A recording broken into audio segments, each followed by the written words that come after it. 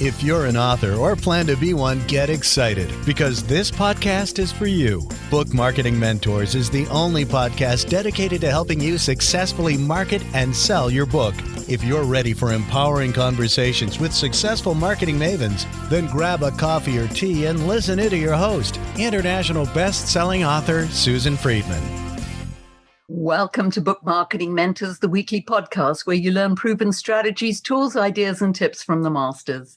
Every week, I introduce you to a marketing master who will share their expertise to help you market and sell more books. Today, my special guest is Bill Stainton, a Hall of Fame keynote speaker on innovation, creativity, and breakthrough thinking, an author and the creator of the Turning Creativity into Money Executive Leadership Program. Before all of that, he was the executive producer of the longest running and highest rating local comedy TV show in the United States, where he won an astonishing 29 Emmy Awards as a producer, writer, and performer. Bill's been cited by Forbes and the Wall Street Journal and was a regular columnist for the Seattle Business Magazine. He's also a musician, scuba diver, and pilot, although rarely at the same time.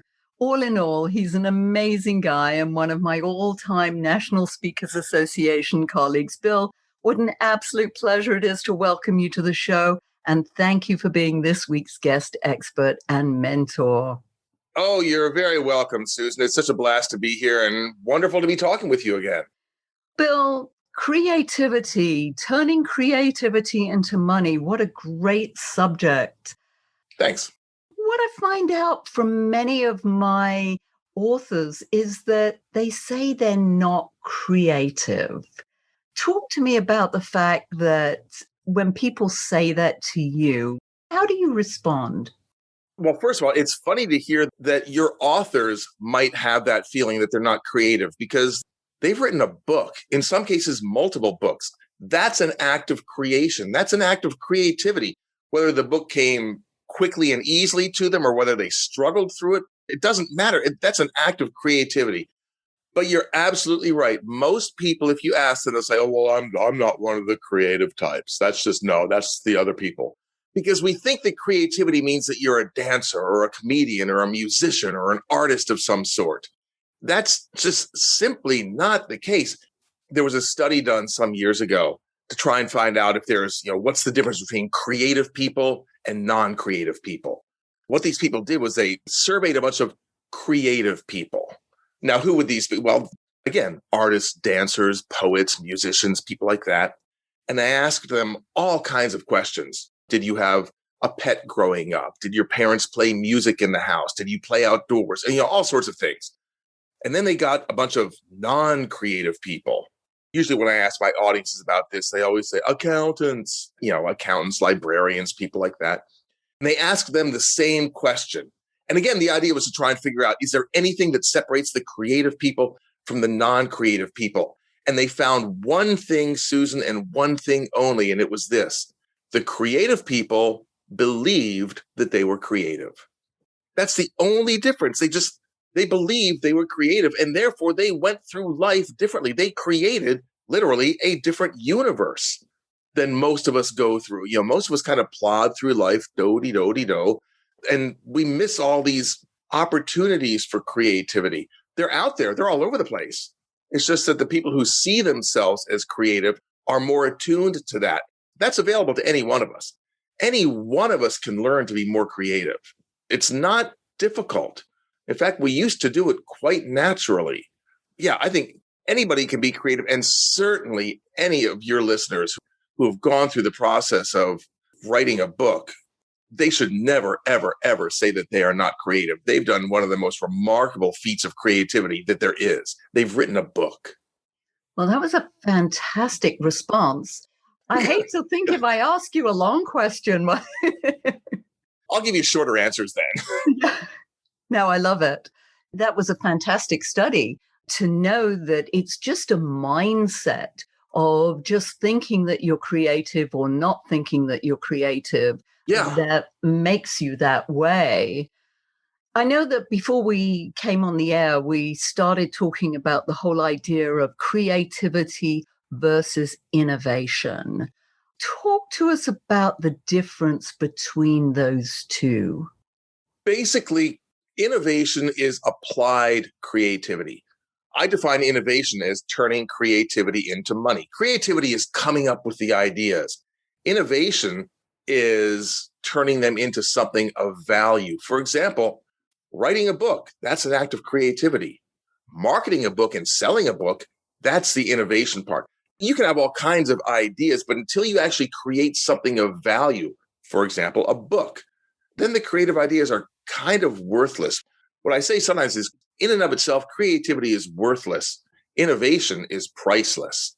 We can all come up with lots of ideas, but if we don't do anything with them, then they have no worth. But we do something with them, like put them on a page or several pages and make a book out of it, and then bring that book to market. That creates value. It creates value certainly for the author if the book sells, and creates value for the reader, assuming that the book has any innate value in it to begin with.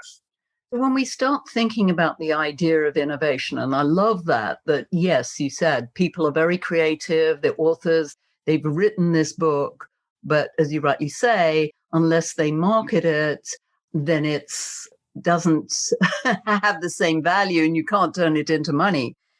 Where does somebody start when it comes to innovation? I'm thinking of it differently in terms of marketing. So talk to us about where you would start in the innovation process.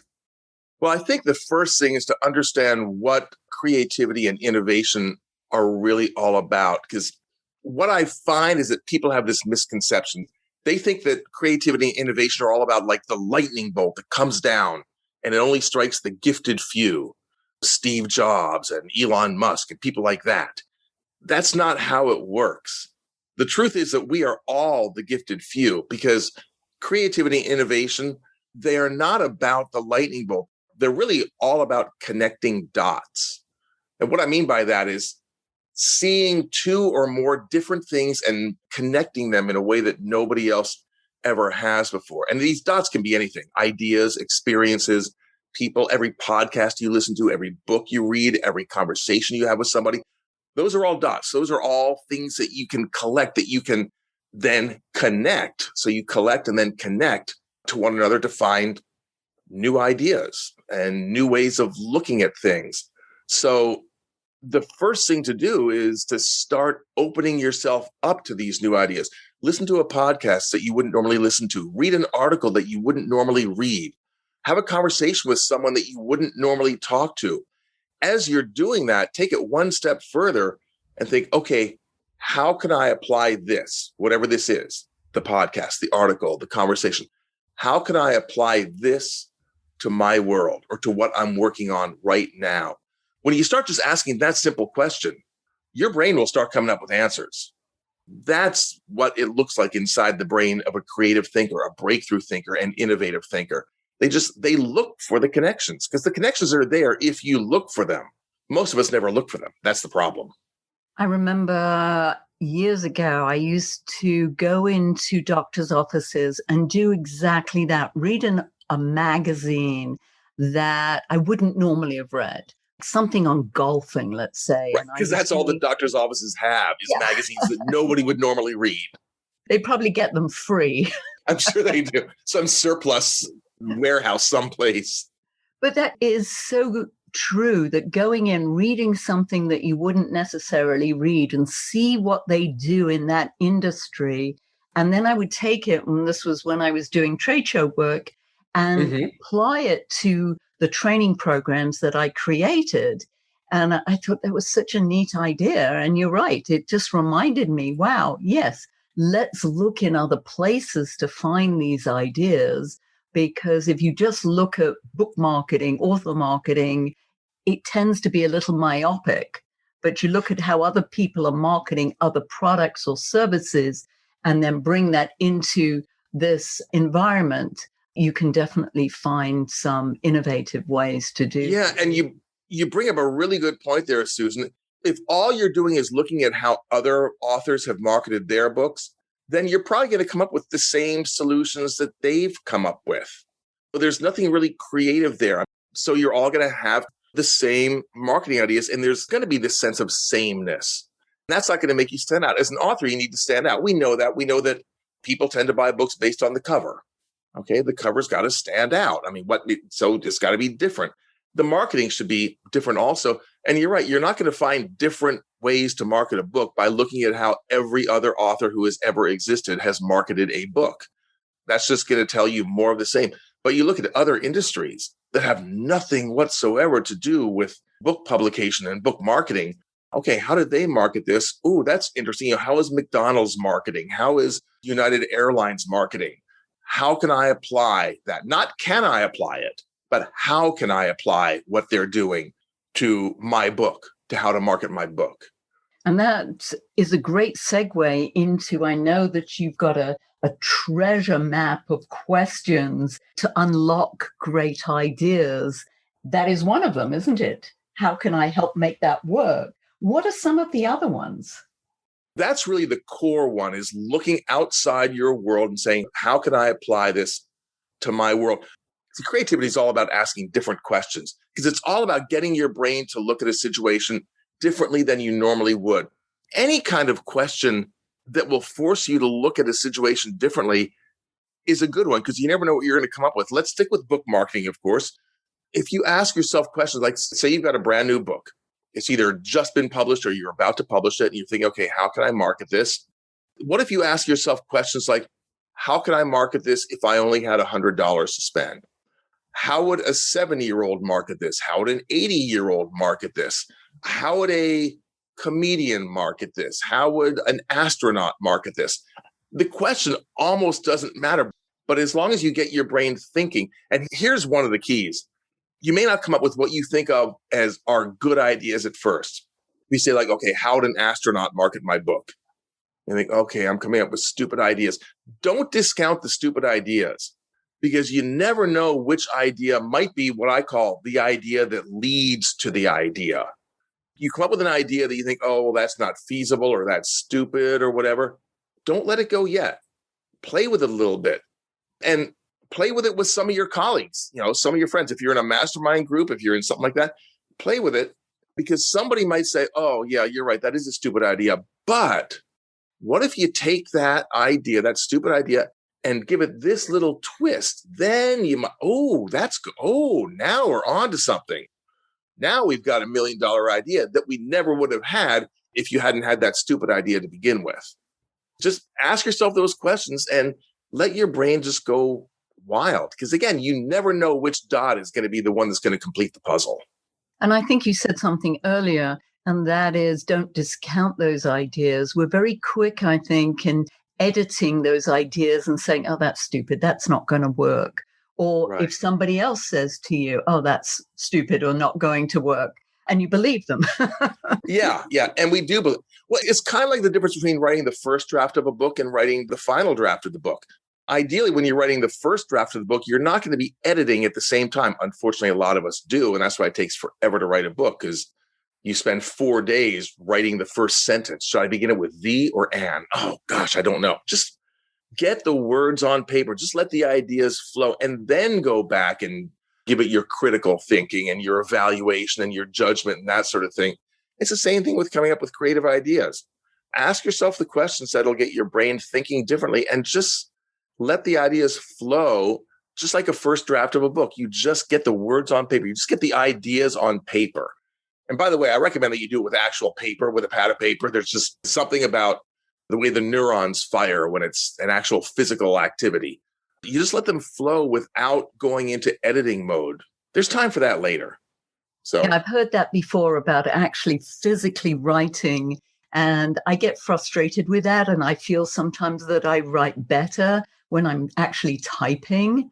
And I usually start off, if I'm just doing any writing exercise, and I'm sitting there and I'm like, what shall I write about? And so I literally type that up. What should I write about? Right. I have no idea. But if I did have an idea, what would it be? And then I look out of the window and I see a bird on the bird feeder, and I say, oh, that's a pretty bird. And then one thought, that whole stream of consciousness goes into all sorts of things. And it's amazing what comes out. And I was like, I never thought about writing about that when I actually sat down to write.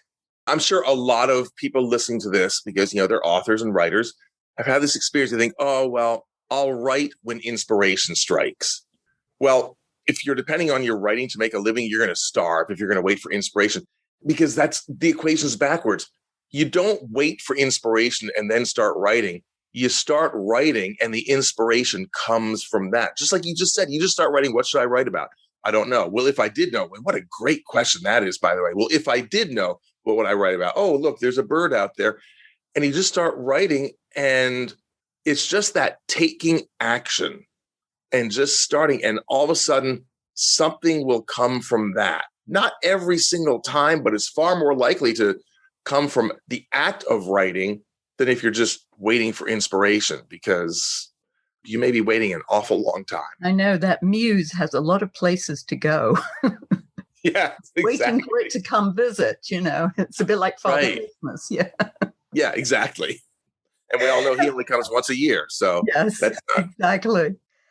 Our listeners love hearing about mistakes. What are some of the big mistakes that you see people making? And I think we've alluded to some, but are there more that we need to know about? Oh, there's never a shortage of mistakes, is there, Susan? The biggest mistake we have alluded to, the biggest mistake is thinking that I'm not creative. Or if it's not a big innovation, it doesn't count. If I'm not inventing the iPhone or the Tesla or the internet, it doesn't count. Innovation really is just about solving a problem. How can I make this better? And problems come in all sizes and shapes, and therefore innovations come in all sizes and shapes. Any one of us is an innovator. Every time we come up against a brick wall in our life, maybe it's a small one, maybe it's a big one, but just something that just bugs us. Most of us stop there and we whine and complain, and that's it. The creative person, the innovative person, the breakthrough thinker has the exact same experience. They come up against the brick wall, something bugs them, but they take it one step further. They say, ooh, how can I make this better? That's really all it is. Now, can you ask that question? Of course you can. How can I make this better? And your brain will start trying to come up with answers. We talked about it in the very beginning. It really is all about a mindset. If you just have that mindset that you are a creative person, you are a creative writer, whether you're writing fiction or nonfiction, it's an act of creation. That really is the biggest mistake, of just not believing that we've got that creativity. I know one of your previous guests talked about imposter syndrome, and it's the same thing. It's not true. It's not based in reality. It's a mindset that we have, and we have control over it. We can choose. That's one of the greatest gifts that we have. We can choose how we want to look at things. Why not choose a way that serves us? Yeah, it's funny because I did a presentation this afternoon, definitely talking about the whole idea of the imposter syndrome, especially when it comes to believing that you're an expert in an area. And as you know, I look at helping authors go from unknown to expert authority in their niche market. Mm-hmm. And the idea of just saying I'm an expert, people just shy away from it and like, no, I feel like a phony. That's not the truth. They don't even like using the word. Now, expertise, they feel more comfortable with, but the word expert, they don't. Yes. Interesting. Why do you think that is? That they're comfortable with expertise, but not expert, is because they don't want to put that label on themselves, or expertise seems softer somehow, or? Yes, I think it's a softer sound, and there's this element of maybe they don't really feel as if they are the expert in a subject matter, but they do have expertise. So it's softer. It's definitely softer, right, but more palatable for them. So yeah, it's just interesting again, how the mind works and how we think and believe things about ourselves. I love what you just said. They think that, well, if they're not the expert, that's another fallacy. You asked about mistakes, and it goes into the imposter syndrome thing as well. But so many times we feel like if we're not the expert, then we're not an expert. It's like, well, that's ridiculous. Okay, so if I can't be Einstein, then I guess I can't be a physicist. If I can't be Vladimir Horowitz, I guess I can't be a pianist. Well, that's ridiculous. Look, if you've written a book about something, you've got a certain amount of expertise. You can call yourself an expert because you know more than most people about it. Are you the absolute world-renowned expert in it? I don't know. Maybe you are, maybe you're not. But the point is, you don't have to be. If that were the bar for everything, if you couldn't be an airline pilot unless you were the absolute best airline pilot in the world, it'd be really tough for us to get anywhere. If you couldn't be a surgeon unless you were the very best in the world, well, then we'd only have one surgeon with a long waiting line. Very long. Yeah. Lining up with that Muse and Father Christmas as well.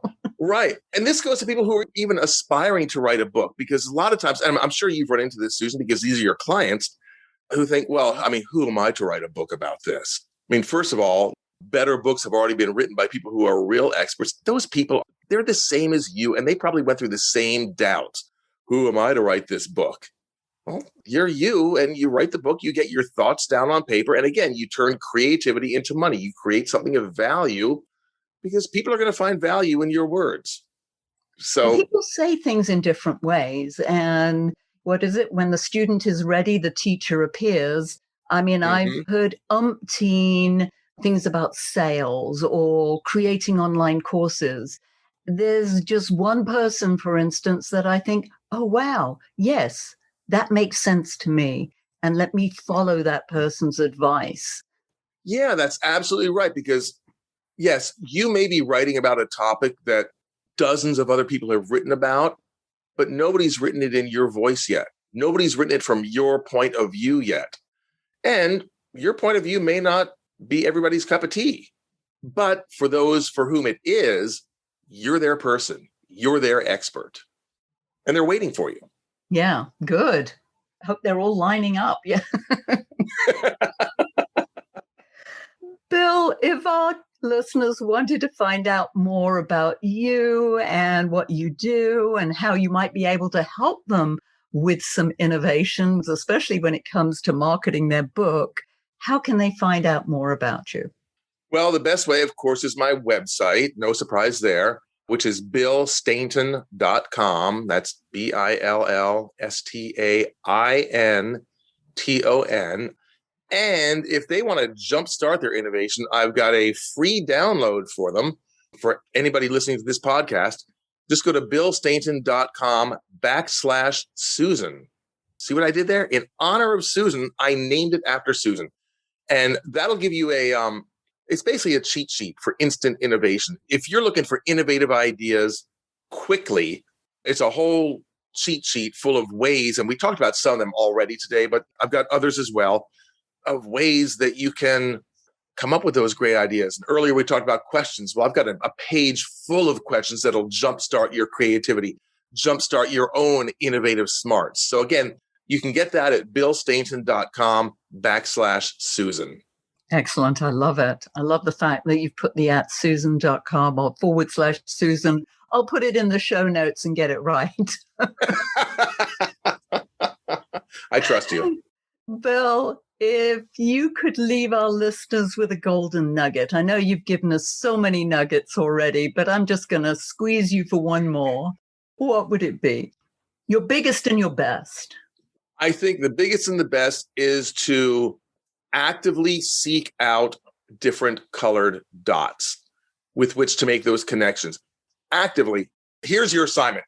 Sometime this week, I want you to find an article online or find a magazine on the newsstand or find a podcast about a topic about which you have no interest whatsoever.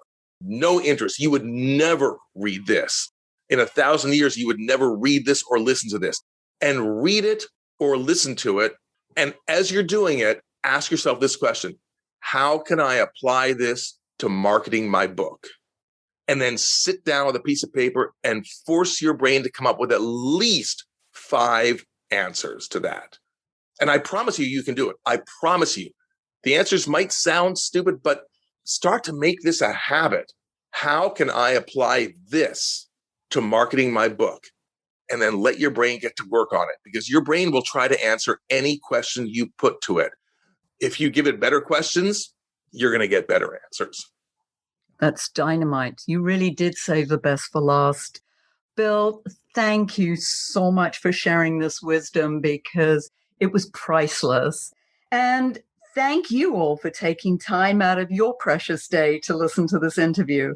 And I sincerely hope that it sparked some ideas you can use to sell more books. Here's wishing you much book and author marketing success. The time is now to take action and finally build your book-selling empire. And the great news is that Susan is here to help you. Visit bookmarketingmentors.com and sign up for a free 15-minute book marketing strategy session with Susan. She'll help you discover your first steps to marketing and selling your book. Only those who take action are rewarded, so visit bookmarketingmentors.com, and we'll see you again next week.